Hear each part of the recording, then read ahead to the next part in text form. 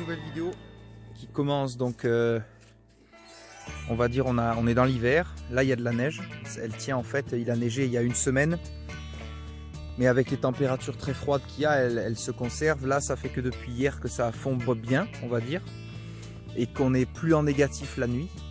Dans le Querter au chaud avec le poêle il n'y a pas de souci, mais voilà, là il y a eu une petite semaine de couverture blanche, mais on peut quand même tranquillement travailler et faire tout ça, donc ça va.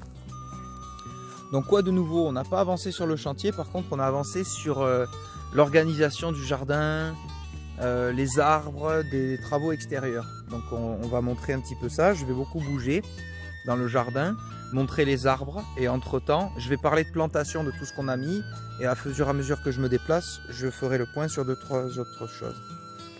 Donc dans cette zone ici, qui est juste à côté de notre habitation sur la droite, là, on a déjà un chêne vert. Alors, attendez, je vais essayer d'aller le voir, que vous puissiez bien voir ce que c'est. Voilà, le chêne vert, c'est cet arbre-là, ici, avec les feuillages persistants. Voilà. Donc, à son pied, on a mis d'autres chênes. Donc, on va essayer de voir à peu près, mais c'est compliqué. Il y en a un qu'on a mis là, sachant que le chêne vert de base, il est là, avec la mousse au pied. Alors, on laisse dézoomer. Donc un ici, un autre petit, un là on voit une brindille, et un autre derrière la souche ici.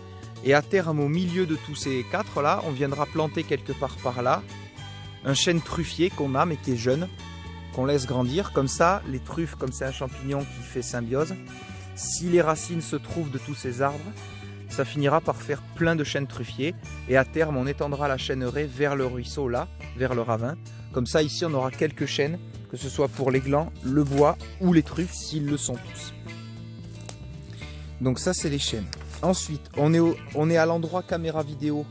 Donc ces dernières vidéos animalières, qu'est-ce qu'on a réussi à prendre? Eh bien quasiment tout, puisqu'avec la neige les animaux ils marchent beaucoup pour avoir accès à des ressources. Donc on a quasiment tout croisé.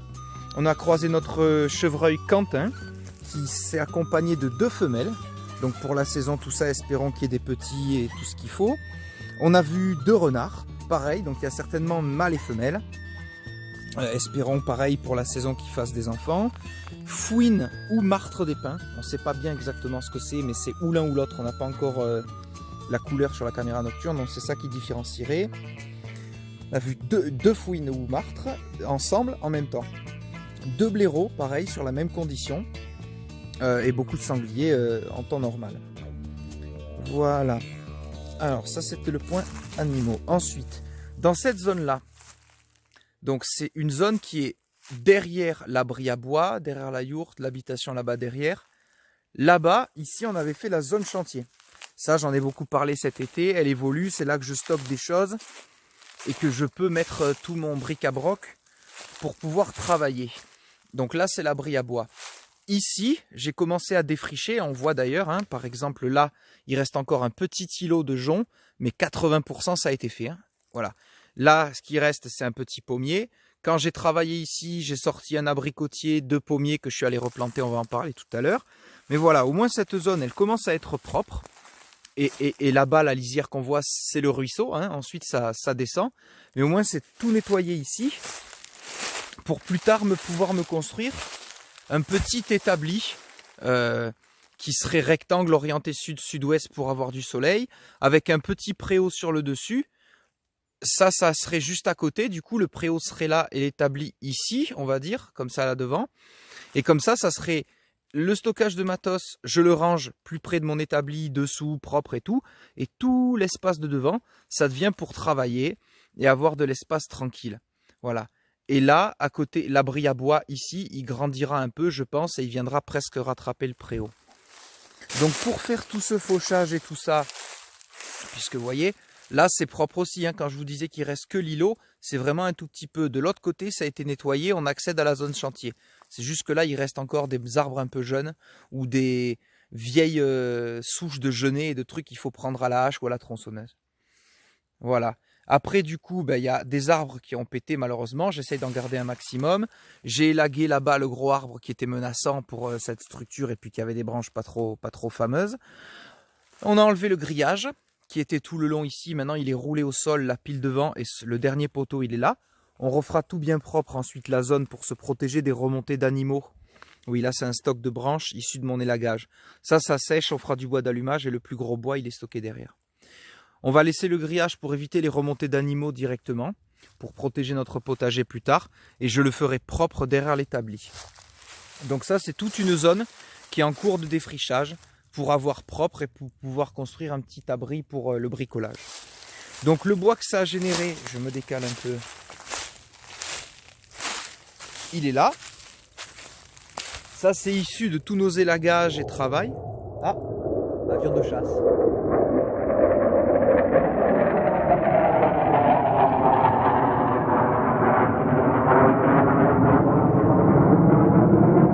On le laisse passer.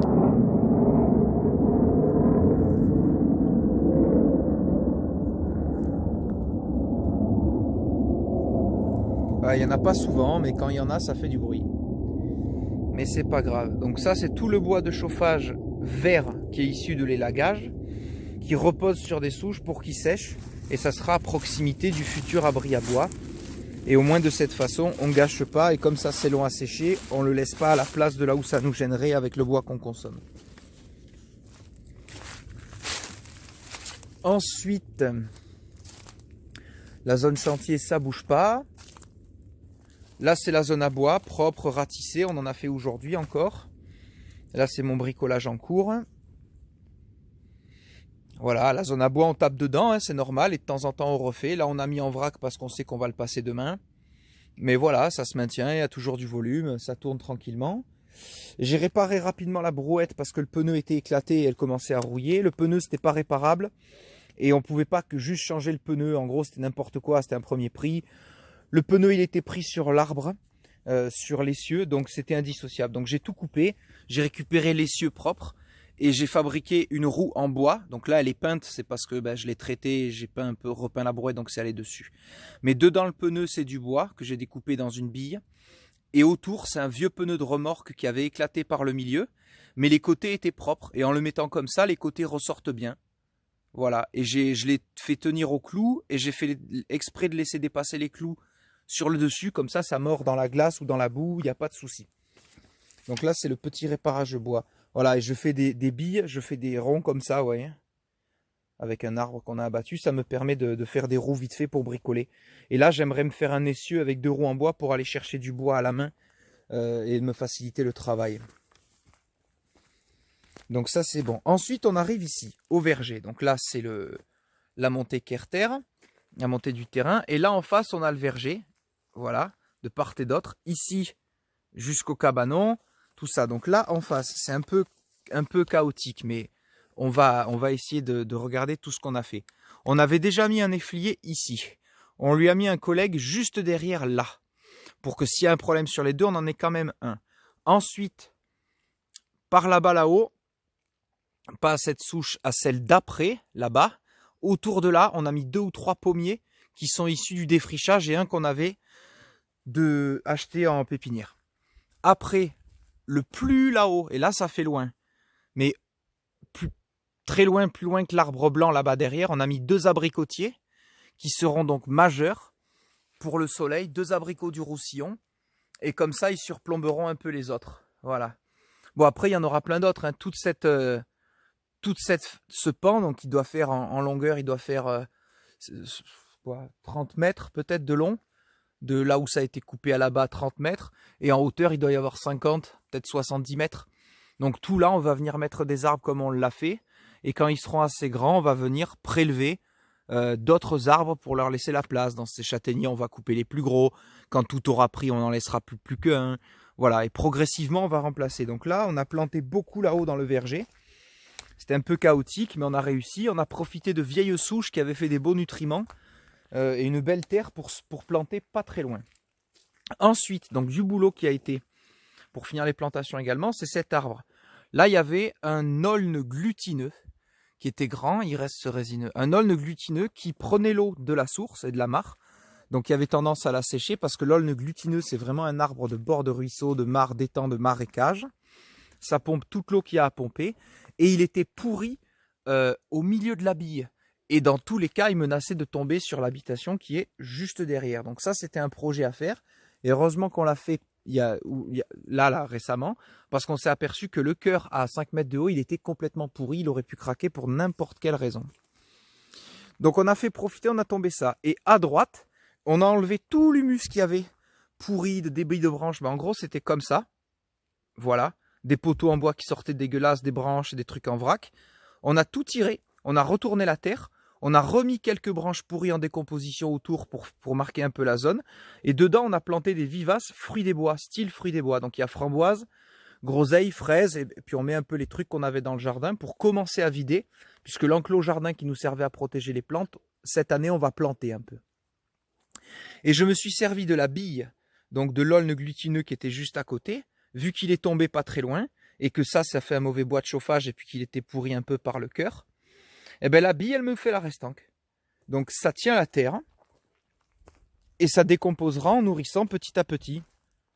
Voilà, vous voyez là de côté, j'ai coupé planche avec la tronçonneuse dessus-dessous pour faire carré un peu plus habillé ou joli et que l'écorce elle fasse pas trop pourrir trop vite parce que c'est par l'écorce que rentrent toutes les attaques au bois.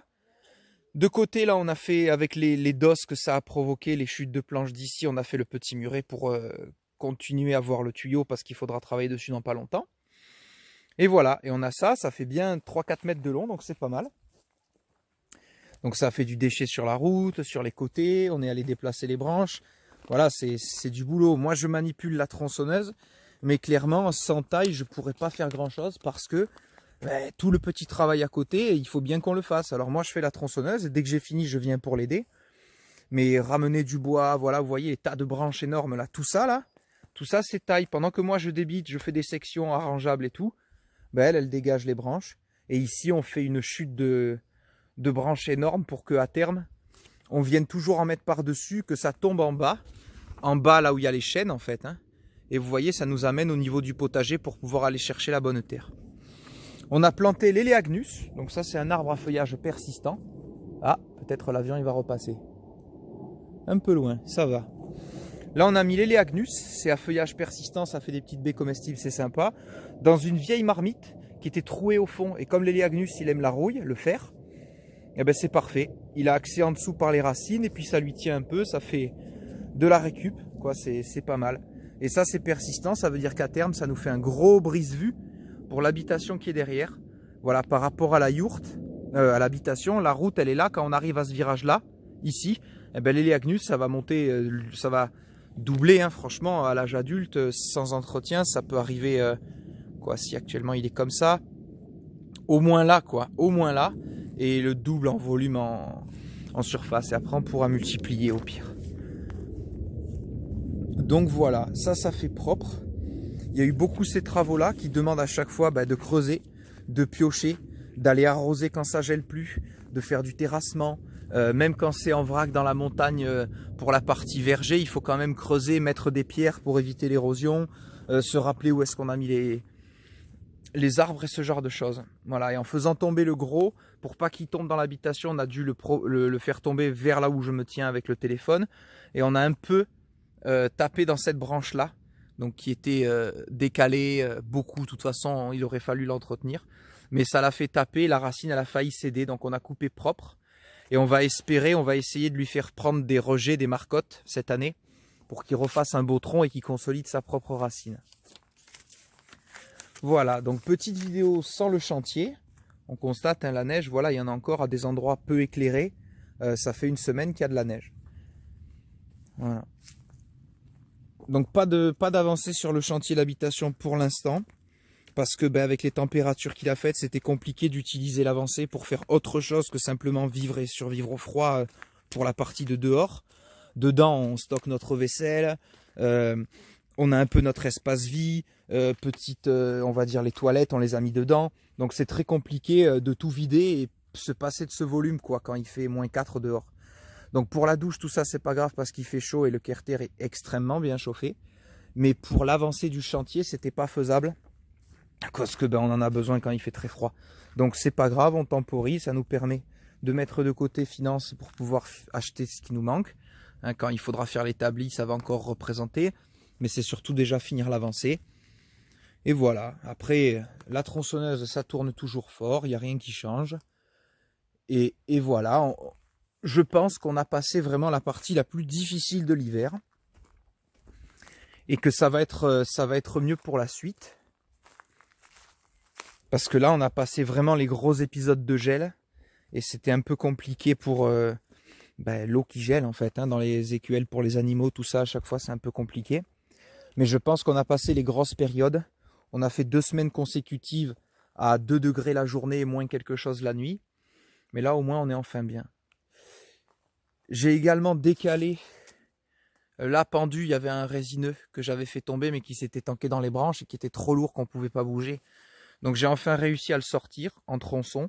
Pareil, ça me fera des restants, des poteaux, construction, je ne sais pas encore, mais au moins il est sorti de planter en l'air.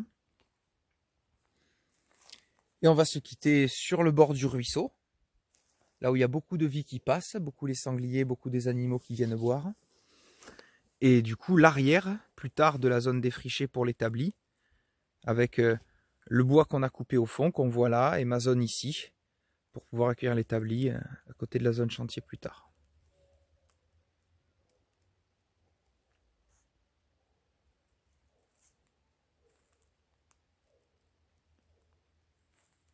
Une petite pause sur la nature.